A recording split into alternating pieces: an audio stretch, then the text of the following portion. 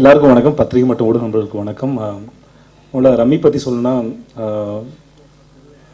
இமான் சாரும் யுகபாத் சாரும் ஒரு நாள் ஃபோன் பண்ணி சொன்னாங்க, இந்த மாதிரி கதை கேளுங்க உங்களுக்கு. அதுக்கப்புறம் என் நண்பர் இனிகவும் சொன்னாங்க.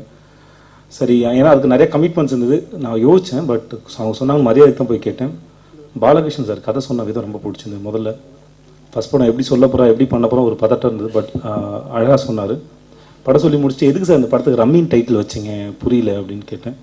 அப்போ அவர் சொன்ன விளக்கம் ரொம்ப அழகாக இருந்தது. பட் வாழ்க்கை நம்மளை வச்சு விளையாடுற விளையாட்டு தான் ரம்மி. எப்படி நம்ம அடுத்து வரப்போகிற கார்டு தெரியாதோ அந்த கேமில், அதே மாதிரி நமக்கு அடுத்து நடக்க போகிற சம்பவங்கள் தெரியாது. ஸோ சம்பவங்களோட கோர்வு அந்த படம். அந்த சம்பவம் அதை சார்ந்து இந்த கேரக்டர்ஸ் ரியாக்ட் பண்ணுறது, அதை சார்ந்து கொண்டு போகிறது தான் இந்த படத்தோட அழகு. ஸோ இந்த படத்தோட கதையை கண்டிப்பாக அந்த போகிற போக்க கண்டிப்பாக கெஸ் பண்ண முடியாது. அதான் இந்த படத்தோட அழகு. அண்ட் நான் இந்த படம் பண்ணும்போதும் சரி, இன்றைக்கி முடிச்சதும் ரொம்ப கான்ஃபிடண்டாக இருக்கும். கண்டிப்பாக இந்த படம் உங்கள் எல்லாருக்கும் பிடிக்கிற நம்பிக்கை எனக்கு இருக்குது. அண்ட் நான் தேங்க்ஸ் சொல்ல வேண்டிய ஒரே மனுஷன் ஜேஎஸ்கே மட்டும்தான். ஏன்னா என்னோடய ஆஃபீஸ்க்கு வந்தபோது ரம்மி எப்படி வந்திருக்குன்னு கேட்டாங்க. நான் ஒரு 15 மினிட்ஸாக ரம்மியோட கதையை சொன்னேன். நான் சொன்ன ஒரே காரணத்துக்கு படத்தை வந்தார். ஸோ அவருக்கு மிகப்பெரிய நன்றி. அண்ட் என் கூட ஒர்க் பண்ண அத்தனை பேருமே சூப்பராக ஒர்க் பண்ணியிருக்காங்க. ஸோ நாங்கள் கண்டிப்பாக இந்த படம் உங்கள் எல்லாருக்கும் பிடிக்கிற ஒரு படமாக இருக்கும். எல்லாருக்கும்